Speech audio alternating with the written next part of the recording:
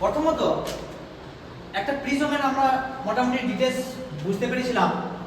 যদি আমি একটু 2D প্রিজমটা ভাবি, কি 2D, আমি ছবিটা এখানে আঁকার চেষ্টা করছি। এই হচ্ছে আমার একটা প্রিজম, 2D ফিগার, রাইট? অর্থাৎ প্রিজম আমাদের ছিল যে তিনটা চতুর্ভুজ এবং দুটো ত্রিভুজ তল নিয়ে গঠিত যে সীমাবদ্ধ স্বচ্ছ প্রতিসরণ মাধ্যমটা হচ্ছে প্রিজম।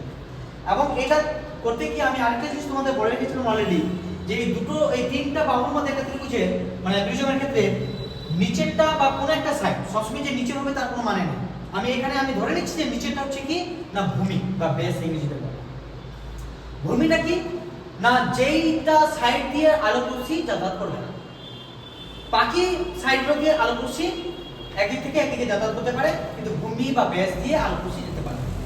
ক্লিয়ার? তাহলে আমি ধরে নিচ্ছি যে এইটা হচ্ছে একটা প্রিজমের ভূমি। কিন্তু আমি একটা প্রিজমের ভূমি বুঝবো কি? এই প্রিজমের এই ভূমির অপোজিটে যে কোণটা থাকবে সেটাকে বলা হয় ওই প্রিজমটার প্রতিসারক কোণ। কি বললাম? প্রতিসারক কোণ। এবং আমাদের ফিজিক্সে এই অ্যাঙ্গেলটাকে ক্যাপিটাল এ দ্বারা রিপ্রেজেন্ট করা হয়। কি? Capital A. ক্যাপিটাল এ মানে হচ্ছে কি প্রতিসারক কোণ। কোন একটা প্রিজমের প্রতিসারক কোণ হচ্ছে এ। ক্লিয়ার? এবং প্রতিসারক কোণের অপোজিট যে বাহুটা থাকবে বা যে তলটা থাকবে সেই তলটাকে বলবো আমরা কি? ভূমি। অর্থাৎ ভূমি আর প্রতিসারক কোণটা তারা অপোজিট বা বিপরীত ভাবে থাকে। ধরতে পেরেছিস? তাহলে একজনকে আমি যদি খুঁজে নিতে পারি, অপরজনকে আমি খুব ইজিলি খুঁজে নিতে পারবো, কোনো অসুবিধা নেই। এইবার ধরে নিচ্ছি এই প্রিজমটা কি দিয়ে তৈরি? গ্লাস বা কাঁচ দিয়ে। তাহলে এই প্রিজমটা যদি আমি এখানে প্র্যাকটিক্যাল করি, যদি আমার কাছে প্রিজম নেই, প্রিজম যদি আমি প্র্যাকটিক্যাল করি, তাহলে নিশ্চয়ই এগুলোতে বায়ু আছে। তাহলে বায়ু যদি থাকে তাহলে এখানে আমার কি আছে? Air medium. এটা আমার গ্লাস মিডিয়াম মানে ঘন মিডিয়াম, এটা আমার আবার এয়ার মিডিয়াম আছে। এবার লক্ষ্য কর,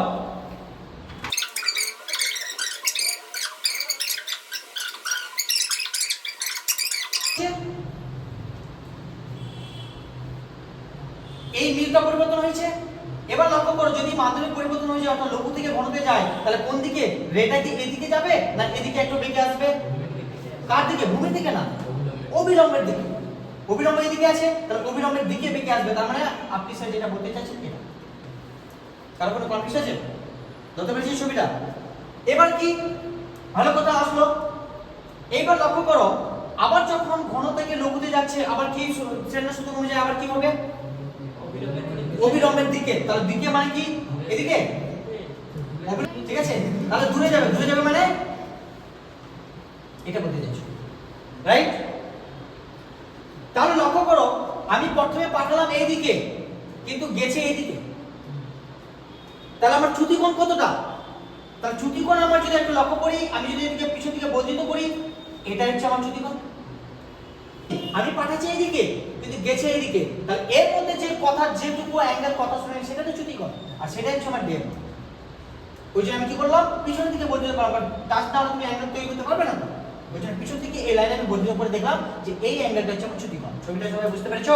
হ্যাঁ না বলো? ক্লিয়ার হয়েছে? আর ছবিটা বলতে হবে কিছু? এবার ছবিতে আমি তোমাদের মতো কিছু নাম দিয়ে দাও। কি নাম দেবো বলো? আমার থিওরি হলো এই যে কতটা কথা শুনেনি, অর্থাৎ কোন একটা প্রিজমের মধ্যে দিয়ে আলোক রশ্মি যদি পাঠায় মিউ প্রতিসরণ ইসের ক্ষেত্রে, তাহলে তার ক্ষেত্রে চ্যুতিকোণের মান কত বা রাশিমালা কত। আমরা প্রমাণ করে দেখাবো এই চ্যুতিকোণ কত আসবে, আমরা একটু পরে দেখাবো। আগে থিওরিটা প্র্যাকটিস করি, কি করি? প্রমাণ করি। তাহলে আমি স্টার্টিং কিভাবে করব? এই যদি থিওরি থাকে, স্টার্টিং করতে হবে এরকম একটা ফিগার রাখলি। একে তোমাকে বলে দিতে হবে এবিসি একটা ত্রিভুজ যার প্রতিসারক কোণ হচ্ছে এ, তাই না? কি বুঝতে হবে? কোনো অসুবিধা নেই। এবং এটা ভালো বলতে পারবে এটা হচ্ছে অবিলম্ব। ক্লিয়ার? যেখানে ডিই হচ্ছে কি আপতিত রশ্মি এবং আপতন কোণ কত সেটা ধরে নিয়ে এখন ধরে নে। আপতন কোণ কোনটা? এটা এটা আপতন কোণ সবসময় বলেছি। আপতন কোণটা একটু এবার কালো করে ইউজ করি আমি। আপতন কোণ হচ্ছে অবিলম্বের সঙ্গে যে কোণটা ধরে নিচ্ছি r1। এটা কি r1 করে নি। আচ্ছা, এটা কি আবার r2, কারণ মিডিয়াম একই আছে। আর এটা কি i2। এটাই তো। তাহলে আমি ভাষা এবার কি লিখবো? যেখানে DE হলো আপতিত রশ্মি এবং I1 হচ্ছে আপতন কোণ, এবং অপরদিকে এই পয়েন্টের নাম কি বলেছি? F লিখেছি। FG হচ্ছে কি প্রতিসিত রশ্মি এবং I2 হচ্ছে প্রতিসরণ কোণ। করে রাখি, একটু মশলাটা রেডি করে রাখি। লক্ষ্য করো, এই পয়েন্টে লক্ষ্য করো, এটা কি নাম বলেছি? I1। আচ্ছা, এইটা I1 মানে তো এইটা I1 মানে তো এটা পুরোটাই I1। ভালোটা লক্ষ্য করো, মানে ছবিটা কি একটু বড় করব? ছবিটা আমি এখান থেকে আগে বড়,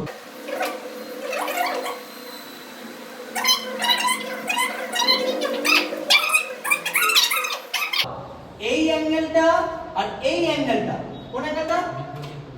এই অ্যাঙ্গেলটা তো সমান, কারণ দুটো আমি ক্রস করে আছে, এই জায়গাটা আর এই জায়গাটা সমান হবে না?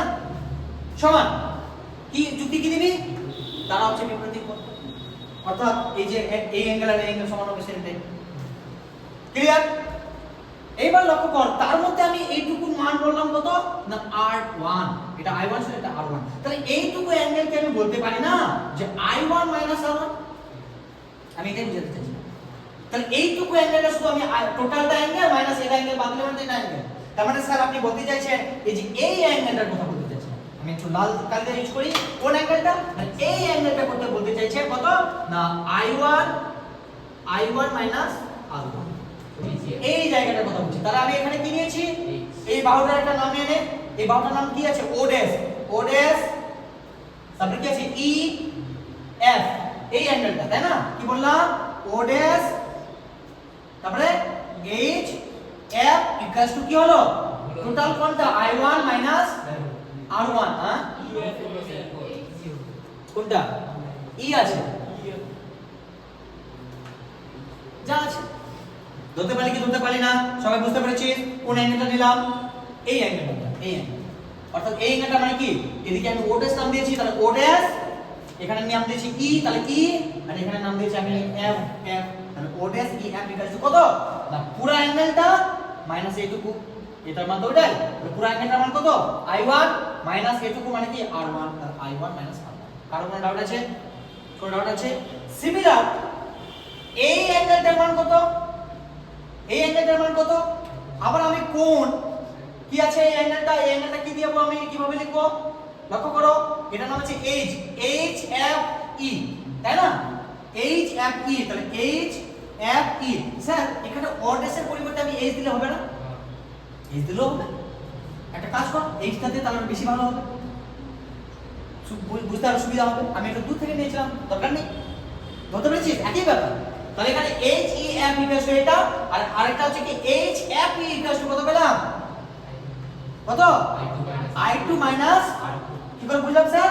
কারণ টোটালটা হচ্ছে I2 আর R2 এটুকু বাদ দিলাম, তাহলে এটুকু কত থাকলো? টোটালটা মাইনাস R2, টোটালটা মানে কত আছে? I2 minus R2। কারো কোনো কনফিউজ আছে? কোনো অসুবিধা আছে? এবার আমি একটু এখানকার মানে এই ছবিটাই এই ছবি একটু বড় করে বোঝার জন্য করলাম। তার মানে আপনি স্যার বলতে চাইলেন এই অ্যাঙ্গেলটা মানে এটা হচ্ছে I2, তাহলে এই অ্যাঙ্গেলটা মানে হচ্ছে টোটালটা মানে হচ্ছে কি I2, এটা আর এটা তো সমান, তাই না?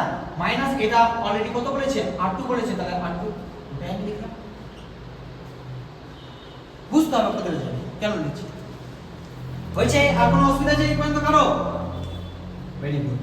এইবার লক্ষ্য করো, একটু আগেই এবার আমি লিখব ত্রিভুজ, কোন ত্রিভুজটা না ত্রিভুজ HEF, ত্রিভুজ কি HEF থেকে। এবার লক্ষ্য করো কি ওখান থেকে কি পাচ্ছি না একটা ত্রিভুজের বা যে কোনো একটা ত্রিভুজের বহিস্থ কোণের মান অন্তস্থ কোণ দ্বয়ের সমষ্টির সমান। বহিস্থ কোণ কত ধরেছি? ডেল। তাহলে এই ত্রিভুজ থেকে কি পাচ্ছি? ডেল ইকুয়ালস টু কি আমি বলতে পারি যে ডেল ইকুয়ালস টু অন্তস্থ কোণ দ্বয়ের সমষ্টির সমান। মানে কত কত আছে? কোণ HEF প্লাস কোণ HFE বলতে পারি কি বলতে পারি না? এটা মানে কি আবার? এটা মানে হচ্ছে I1 minus R2, I1 minus R1 plus I2 minus R2। একটু সাজিয়ে গুছিয়ে যদি আমি লিখতে চাই I1 plus I2 minus R1 plus R2 করতে পারি না? কেন? ব্রেক আমি মাইনাস কমন নিয়ে ব্রেকেট নিলাম, বলে এখানে প্লাস হয়ে গেল। কারণ অনেকে তো বলতে পারিস যে স্যার R2 এর মাইনাস আছে, আমি মাইনাসটা কমন নিয়ে একটু বুঝাই। তাহলে ডেল ইকুয়ালস টু কি I1 plus I2 minus R1 plus R2। এবং এই ইকুয়েশনটা আমার সবথেকে লাস্টে কাজে লাগে। কেন? আমি থিওরি ওটাই বের করতে চাচ্ছি যে কোন একটা প্রিজমের মধ্য দিয়ে যদি আলোক রশ্মি যায় তাহলে চ্যুতি কোণ কত হবে? চ্যুতি কোণ মানে ডেল এর মান কত? ডেল এর মানটাই প্রমাণ করতে হচ্ছে। অলরেডি আমরা পেয়ে গেছি একটা রূপে, কিন্তু আরেকটি স্ট্যান্ডার্ড ফর্মে আরো রূপ পাবো। নেক্সট কি কাজ করব? নেক্সট নেব কি চতুর্ভুজ নেব। কোন চতুর্ভুজ ভালো করে লক্ষ্য করো। আমি এটা চতুর্ভুজ কাকে বলে? যার চারটা বাহু আছে বা চারটা কোণ আছে। সে কম বেশি থাকতে পারে, কোনো ব্যাপার না। যদি সমান থাকে দুটো বাহু, অপোজিট দুটো বাহু সমান থাকে, তাহলে সেটা আমরা বলবো আয়তক্ষেত্র। যদি চারটে সমান থাকে সেটা বলবো ক্ষেত্র। কিন্তু আলটিমেট চতুর্ভুজ হচ্ছে চারটা, সমান হতে পারে না হতে পারে। এখানে লক্ষ্য করো এ ই ও এফ একটা চতুর্ভুজ বলতে পারি না? কি বললাম? এ ই ও এফ বলা যাবে কি বলা যাবে না? একটা চতুর্ভুজ বলা যাবে কি বলা যাবে না? তাহলে একটা চতুর্ভুজের কোন চতুর্ভুজ কি? এ ই ও এফ। ছবিতে যা আছে ওটা তোমাকে দিতে হবে। এইটা থেকে আমি কি পাচ্ছি? আমরা জানি একটা চতুর্ভুজের সে কম বেশি যাই হোক না কেন, চারটা কোণের সমষ্টি 360 ডিগ্রি। এটা আমরা ধরে যাই।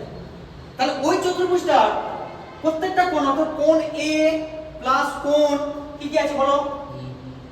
একটা ই আছে। আচ্ছা, এটা কোণগুলো ডিটেইলসে লিখি তাহলে বেশি ভালো হবে। এফ এ ইকুয়াল টু কত? 360 কেন আমরা এটা ধরে যাই? অর্থাৎ একটা চতুর্ভুজের চারটা কোণের সমষ্টি সমান হবে। কিন্তু লক্ষ্য করে এদের মধ্যে কিন্তু দুটো কোণ অলরেডি আমরা জানা আছে। কোন দুটো কোণ জানা আছে স্যার? কোন দুটো কোণ জানা আছে স্যার?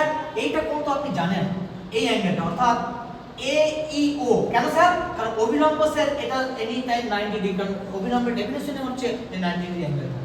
তার মানে স্যার আপনি এ ই ও আর একটা ও এফ এ এই দুটো কোণের মতো আপনি জানছেন অভিলম্ব আছে। অভিলম্ব মানে 90 ডিগ্রি আছে। তাহলে কোন কোণ মান? অর্থাৎ ই কোণ আর এফ কোণের মানটা আপনার কাছে জানা আছে। তার মানে কোথায় ই কোণ আছে? কোথায় ই কোণ আছে? হ্যাঁ, এই একটা এটার মান জানা আছে। তাহলে আমি এটার প্রথমটা কি আছে? এফ এ ই। তাহলে এফ এ মানে এ কোণ। আচ্ছা, এ কোণটাকে বারবার আমি আলাদা কিছু লিখছি না, শুধু এ লিখে দিচ্ছি বোঝার সুবিধা। মানে এই অ্যাঙ্গেল একই ব্যাপার। আচ্ছা, দ্বিতীয় অ্যাঙ্গেলটা এটার মান জানা আছে কত? Sir 90 degree. তৃতীয়টা জানা আছে কি? স্যার জানা নেই, লিখে দাও। কত আছে? ই ও এফ। শুধু ও, শুধু ও দিয়ে দিই, তাও অসুবিধা নেই। আর তৃতীয়টা কত জানা আছে? 90 ডিগ্রি ইকুয়াল টু কত? 360। আচ্ছা, এটাকে আমি লাইনটা এখানে লিখছিলাম, ওদিকে জায়গা শর্টের জন্য লিখে দিচ্ছি। তাহলে আমি কি বলতে পারি যে কোণ এ মাইনাস প্লাস কোণ ও ইকুয়াল টু 180 ডিগ্রি। কেন? 90 90 180 আর ওদিকে গেলে মাইনাস হবে, 360 থেকে 180 বাদ দিলে কত? 180 ডিগ্রি। তাহলে অর্থাৎ এই দুটো অ্যাঙ্গেল ইকুয়াল টু 180 ডিগ্রি। দিয়ে আমি একটা এখানে এটার নাম লিখে দিব 1 নম্বর সমীকরণ, একটু নাম লিখে দেব 2 নম্বর সমীকরণ। নেক্সট কি কাজ করব? নেক্সট আবার ত্রিভুজের কাজ করতে হবে। অর্থাৎ প্রথমে তোমাকে ত্রিভুজের কাজ করতে হবে, তারপরে চতুর্ভুজ, আবার ত্রিভুজ। আবার কোন ত্রিভুজ স্যার? যে ত্রিভুজটা নিয়েছিলাম প্রথমে না স্যার, ওই ত্রিভুজের কাজ করব। কোন ত্রিভুজ? অর্থাৎ আমাকে আলটিমেট এই ও এর ভ্যালু বা এর ভ্যালুটা আনতে হবে। এই আনার জন্য আমাকে কি করতে হবে? আরেকটা ত্রিভুজের কাজ অপারেশন করতে হবে। কোন ত্রিভুজ? লক্ষ্য করো, ত্রিভুজ ই ও এফ। এই ত্রিভুজটা কি হবে স্যার? ত্রিভুজ কি বললাম? ই ও এফ। কি স্যার করব? একটা ত্রিভুজের তিনটা কোণের সমষ্টি কত? তার মানে স্যার আপনি বলতে চাইছেন কোণ ই প্লাস কোণ ও প্লাস কোণ এফ ইকুয়াল টু 180 ডিগ্রি। হ্যাঁ স্যার, আমি এটা বলছি। স্যার হ্যাঁ, বলছি ত্রিভুজ এ ই এফ নিলে হবে না? কোনটা? ত্রিভুজ এ ই এফ নিলে হবে না। এই কারণে আমার তো ও এর ভ্যালু জানবো, ও তো ওই ত্রিভুজে নেই। যেটা ভ্যালু জানবো সেই ত্রিভুজটা নেব না। বুঝতে পেরেছো? ও এর ওই ভ্যালু তো নেই, ওকে নিয়ে কোনো লাভ হবে না। ওরও তিনটা অ্যাঙ্গেলের সমষ্টি 180 হবে, কিন্তু ওটা নিয়ে আমার ও এর ভ্যালু আমি পাচ্ছি। ক্লিয়ার? এর টোটাল পেয়েছি কোনটা? এ তো আমাদের এ আকারে রেখে দেবো, এ আমি চেঞ্জ করতে পারি, কিন্তু বাকিগুলো তো ফিক্সড আমার। বুঝতে পেরেছো? লক্ষ্য করো। তাহলে এবার লক্ষ্য করো, কি লক্ষ্য করবো স্যার? কিন্তু এই তিনটা ত্রিভুজের মধ্যে আমি অলরেডি ই অ্যাঙ্গেল আর এফ অ্যাঙ্গেলের মান জানি। কেন স্যার? R1 আর R2 তো জানা আছে আমার কাছে, জানা আছে না? তাহলে কার কার মান জানি আমি স্যার? একটু আমি এখানে করে নিচ্ছি। কার কার মান জানি স্যার? ই এর মান কত বললাম? R1 অর্থাৎ ই কোনটা মান? কোন ই? এই ই, এই যে এফ ই ও, এই অ্যাঙ্গেলটার মান তো R1 অলরেডি লিখে রেখেছি। তাহলে এটা হচ্ছে আমার R1 প্লাস কোণ ওটার মান কত জানি না স্যার। তাহলে কোণ ও প্লাস কোণ এফ এর মান কত? আর 2 ইকুয়াল টু কত আছে 180। এটাকে একটু আমি যদি সাজায় লিখতে চাই, আচ্ছা আমি এদিকে লিখে দিচ্ছি, ঠিক আছে, যদি জায়গাটা শর্ট আছে, তাহলে আমি কোণ ও ইকুয়াল টু আমি কি বলতে পারি যে এই ইকুয়েশন ইকুয়াল টু 180 ডিগ্রি, আবার এই ইকুয়েশন ইকুয়াল টু 180 ডিগ্রি। তাহলে আমি 2 আর 3 নম্বর ইকুয়েশন তুলনা করতে পারবো না? করা যাবে না? যদি তুলনা করি তাহলে আলটিমেট কি আসবে 2 নম্বর আর 3 নম্বর ইকুয়েশন যদি তুলনা করে পাই, তাহলে আমি কি বলতে পারি না যে কোথায় গেল a কোণ প্লাস কোণ o equal to r1 plus r2 plus কোণ o কোণ কেটে গেল, তাহলে a অ্যাঙ্গেল ইকুয়াল টু কি পেলাম r1 প্লাস r2। বলা যাবে কি বলা যাবে না? এটার নাম দিলাম আমি কত নম্বর 4 নম্বর সমীকরণ। এই কোন সবাই ক্লিয়ার হয়েছে? এইবার ভালো করে চেহারা লক্ষ্য করো 1 নম্বর সমীকরণ। তাহলে 1 নম্বর সমীকরণে ভালো করে এবার চেহারা লক্ষ্য করো, কি বলেছে 1 নম্বর সমীকরণে ডেল ইকুয়াল টু, তাহলে 1 নম্বর সমীকরণ থেকে পাই কি পেলাম del equal to i1 plus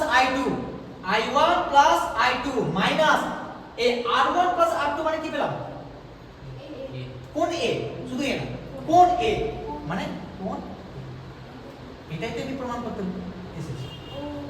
অর্থাৎ একটা প্রিজমের প্রতিসারক কোণ যদি তোমাকে বলে দেয়, আপতিত কোণের মান যদি বলে দেয়, প্রতিসিত কোণের মান যদি বলে দেয়, সেই প্রিজম দ্বারা কত কোণে চ্যুতি হয়েছে আমি বলে দিতে পারি। অর্থাৎ del equal to i1 plus i2 minus r1 plus r2, এটাও যা আমার এটা হচ্ছে স্যার, কিন্তু আমার যখন থিওরি আসবে আমাকে এই ফর্মে আমাকে লিখতে হবে, অর্থাৎ প্রতিসারক মাধ্যম ফর্মে লিখতে হবে। তার জন্য আমাকে এই অপারেশনগুলো জানতে হবে। ছবি আঁকবো, ছবি কি করে আঁকবো শ্রেণীর সূত্র লাগাবো প্রত্যেক জায়গায়। তোমরা অলরেডি কোথায় কেন বাঁকছে না বাঁকছে তোমরা সব জানো, দুই একবার প্র্যাকটিস করবে ছবি তোমার ইজিলি হয়ে যাবে। সেই ছবি আঁকার পর কি করব, সেই ভাষায় লিখবো। কি লিখলাম আমি ABC একটি ত্রিভুজ যার A হচ্ছে প্রতিসারক কোণ এবং DE হচ্ছে আপতিত রশ্মি যার আপতিত কোণের মান হচ্ছে i1, এবং অপরদিকে FG হচ্ছে প্রতিসিত রশ্মি যার প্রতিসরণ কোণের মান হচ্ছে i2। ক্লিয়ার? বাস। নতুন জিনিসটা হলো লেন্স। এতদিন আমরা যা ঘটনা ঘটালাম শুধুমাত্র দর্পণের ক্ষেত্রে ঘটনা ঘটালাম, লেন্সের একটা অ্যাপ্লিকেশন করলাম কি কি ধরতে গেলে এই যে আমরা একটা প্রিজম নিলাম, এটা একটা লেন্সের মতোই কাজ করলো। লেন্সের মতো কাজ করলো না? লেন্সের মতো কাজ করলো কি করলো না বলো? করলো তো। কিন্তু একটা লেন্স অসংখ্য প্রিজম দিয়ে তৈরি। ভালো করে বুঝো কেন বলছি। লেন্সও যেমন দর্পণ দু প্রকার করেছিলাম আমরা সাধারণত কারণ ওর অনেক আমার ভাগ আছে, যেমন আমরা লেন্সের ক্ষেত্রে অনেক ভাগ করব। সাধারণত লেন্স হচ্ছে দুই প্রকার সাধারণত, কি কি? একটা উত্তল লেন্স, একটা অবতল লেন্স, কনকেভ লেন্স আর কনভেক্স লেন্স। ইংরেজি টার্মগুলো মনে রাখো। ক্লিয়ার? এই লেন্সটাকে বলা হয় উত্তল লেন্স। কি বললাম স্যার? তাহলে আপনি বলতে চাইছেন উত্তল লেন্স কাকে বলে? যে লেন্সের মধ্যভাগটা মোটা এবং দুই প্রান্ত সরু তাকে উত্তল লেন্স বলবো। হ্যাঁ স্যার বলতে পারেন, কোনো সমস্যা নেই। ম্যাটার নেই স্যার, একটু উত্তল লেন্স দেখান, তাহলে হবে না। অলরেডি আমি যে এর আগে যে লেন্সটা বের করেছিলাম সেটা একটা উত্তল লেন্স। লক্ষ্য করো, একটু নেড়ে লেখো, মানে এখানে স্পষ্ট করে লক্ষ্য করবি যে মিডলেরটা মোটা আছে না দুই প্রান্ত মোটা আছে, একটু নেড়ে লক্ষ্য কর।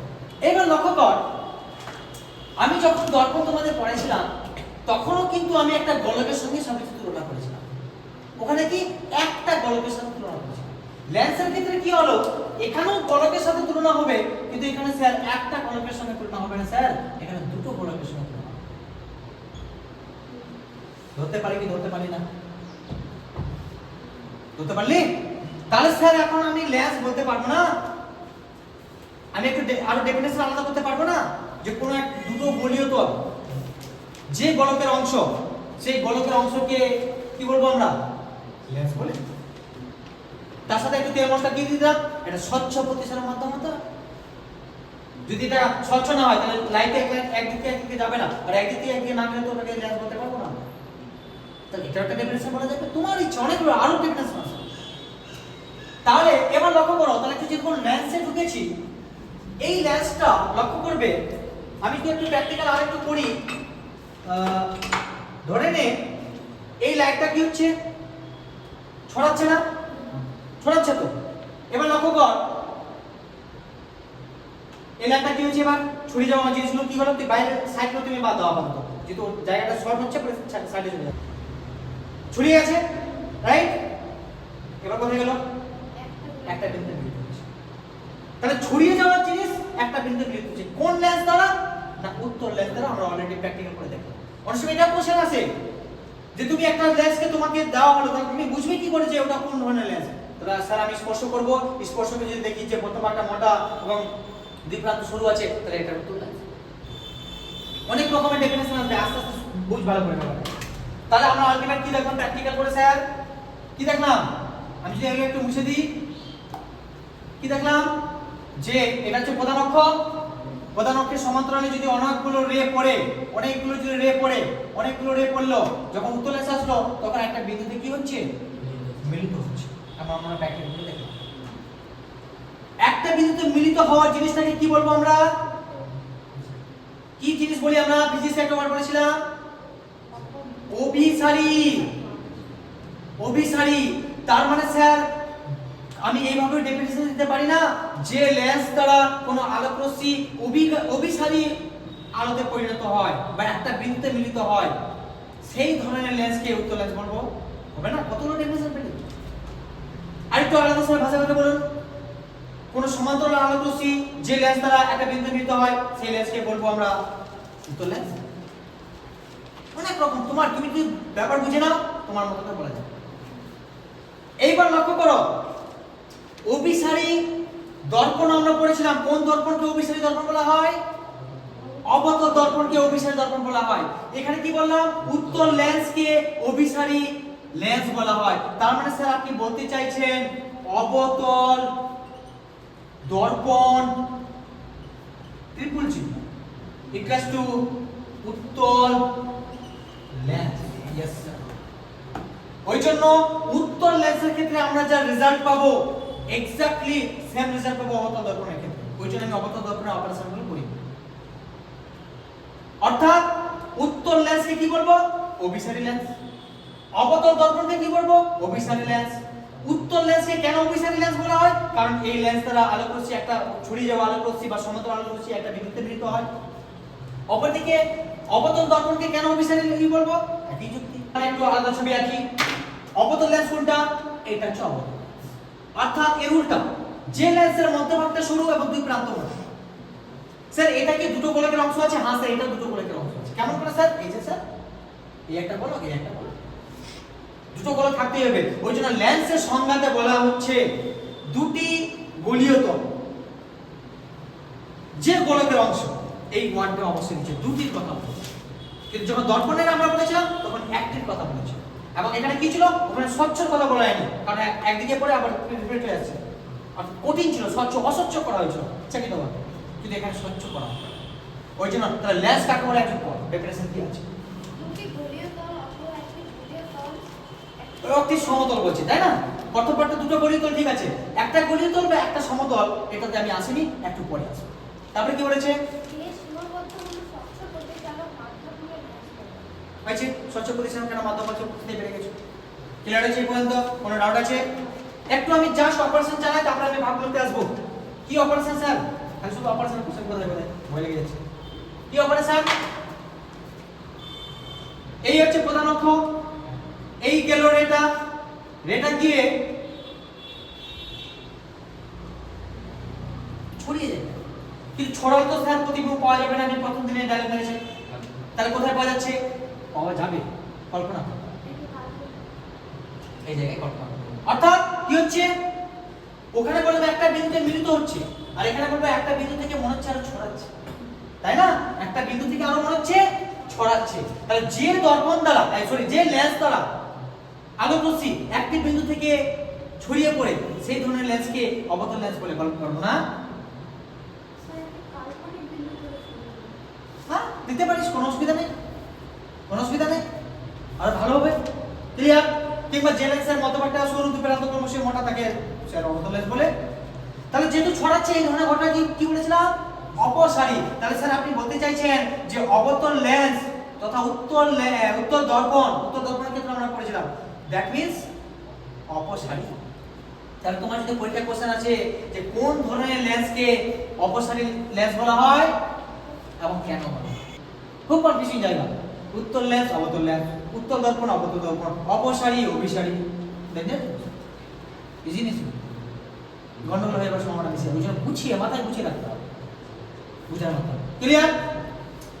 কিন্তু এখানে লক্ষ্য করো, তোমরা কেউ বললো না কেন স্যার এটা হচ্ছে স্যার, কেন এই মোটা হলো আর দুটো তো শুরু হলো, কেন এও তো চাইতো তো এইভাবে করতে পারতো না, ছড়িয়ে দিল কি হলো, কিন্তু ছড়াবে না কেন স্যার? আসল ফিজিক্সটা কোথায় লুকিয়ে আছে? এই কোশ্চেনটা কেউ বলে, আমি বললাম বই বলেছে মেনে নেন না, মানবো না স্যার, যুক্তি দেন কেন হচ্ছে। ছড়িয়ে তো যাওয়ার কথা ছিল, ওখানে নাই আমি দর্পণের ক্ষেত্রে একটা কার্ভ একটা বল মেরে দেখাচ্ছিলাম, এখানে তো কোনো ব্যাপার নাই, কার স্যার একটা বল মারলাম উপর থেকে উপরে যাচ্ছে, আপনি আবার বুঝলেন কি করে যে এখানে আসছে, বুঝছেন তো স্যার? বুঝলাম, অলরেডি বুঝে গেছি স্যার। কেমন করে স্যার? আমি কি বলেছি প্রথমে, একটা লেন্স অসংখ্য প্রিজম দিয়ে তৈরি, ভালো করে বুঝো, অসংখ্য প্রিজম দিয়ে তৈরি।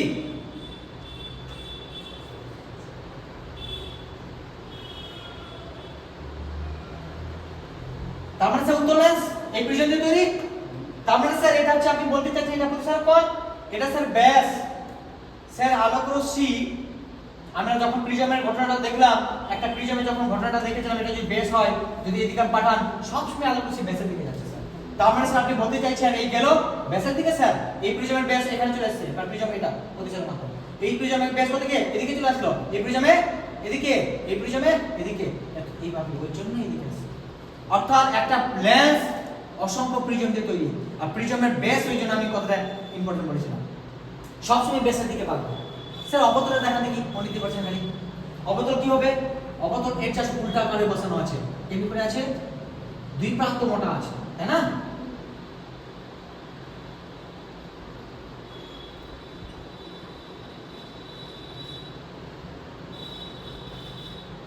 বুঝতে পারছো তো? বুঝতে পারছো? এই লাইট গেল কোদিকে যাবে? ব্যাস, ব্যাস কোদিকে? এটা আছে ব্যাস, কোদিকে যাবে? বুঝতে পেরেছো এবার নিশ্চয়ই? তাহলে কি বুঝলি, একটা লেন্স অসংখ্য প্রিজম দিয়ে তৈরি, তাহলে একটা প্রিজমের নাম যদি প্রিজম, কিন্তু এই উত্তল লেন্সের অনেক ভাগ আছে। কেমন স্যার ভাগ আছে? ধরে নে একটা সাইড এটাকে উত্তল প্রকৃতি বলে, আর একদিকে আমি সমান রাখলাম, ওই জন্য ডেফিনেশনে আমাদের আরেকটা বলা আছে যে একটা গোলীয় তল কিংবা একটা সমান। ওই জন্য এবার ওয়ার্ডটা বুঝতে পেরেছিস, ওই জন্য বড় একটু করে বলছি, বুঝতে পেরেছিস? এটাকে বলা হয় সমতল। তো এটাও একটা লেন্স, কোন লেন্স না, এটাও একটা উত্তল লেন্স, কিন্তু এই ধরনের উত্তল লেন্সকে, এই ধরনের উত্তল লেন্সকে বলে উভ উত্তল, মানে উভ মানে কি উভয় দিকে, উভয় দিকে উত্তল আছে, ওই জন্য এটাকে বলবো উভ উত্তল লেন্স। ক্লিয়ার? এটাকে কি বলবো? উত্তল, উত্তল আর সমতল, অর্থাৎ একেবারে সম উত্তল। কি বলবো? একদিকে সমতল আছে আর একদিকে উত্তল আছে, এটাকে বলা হয় সম উত্তল। ক্লিয়ার? একদিকে কি আছে? উত্তল আছে, আর এইটাকে বলা হয়, আর এইটাকে বলা হয় এমনি করে যদি থাকে, এটাকে বলা হয় অবতল। এই যে অবতল আছে, এই যে এটাকে অবতল বলে। তাহলে একদিকে উত্তল আর একদিকে কি অবতল, তাহলে একে বলবো উত্তলা বতল, উত্তলা বতল লেন্স। তাহলে কি কি বললাম? অনেকগুলো ভাগ পাচ্ছি, একটা উভ উত্তল লেন্স, একটা সম উত্তল লেন্স, একটা উত্তলা বতল, মানে উত্তল প্লাস অবতল এক কথায় উত্তলা বতল। বুঝতে পেরেছো? তোমাদের আছে অলরেডি ছবিগুলো। সিমিলার স্যার কি আপনি বলতে চাইছেন অবতল